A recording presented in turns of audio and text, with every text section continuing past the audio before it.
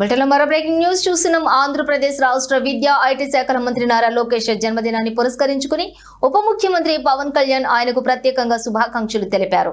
రాష్ట్ర ప్రగతి కోసం లోకేష్ పడుతున్న తపనను, ఆయన విజన్ ను ప్రశంసిస్తూ సోషల్ మీడియా వేదికగా ఒక సందేశాన్ని పంచుకున్నారు.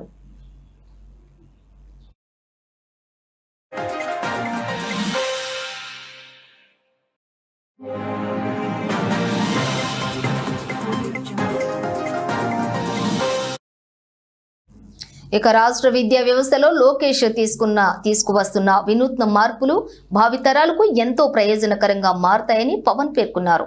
ముఖ్యంగా పాఠశాలల్లో మౌలిక వసతుల కల్పనతో పాటు ఉపాధ్యాయులు, తల్లిదండ్రుల మధ్య సుహృద భావ వాతావరణం నెలకొల్పేందుకు లోకేష్ చేస్తున్న అడుగులు అభినందనీయమన్నారు. కేవలం విద్యారంగమే కాకుండా ఐటీ మంత్రిగా రాష్ట్రంలో దిగ్గజ సంస్థల స్థాపనకు లోకేష్ చేస్తున్న కృషి యువతకు కొత్త ఆశలు చిగురింపచేస్తోందని కొనియాడారు.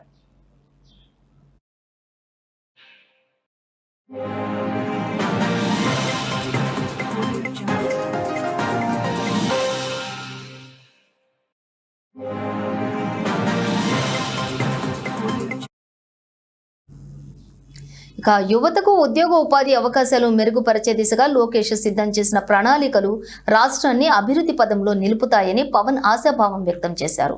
ప్రజాసేవలో లోకేష్ నిరంతరం కొనసాగుతూ నిండు నూరేళ్లు సుఖ సంతోషాలతో వర్ధిల్లాలని, ఆయనకు మరింత శక్తిని ఇవ్వాలని భగవంతుణ్ణి ప్రార్థిస్తున్నట్లు పవన్ కళ్యాణ్ తన సందేశంలో పేర్కొన్నారు.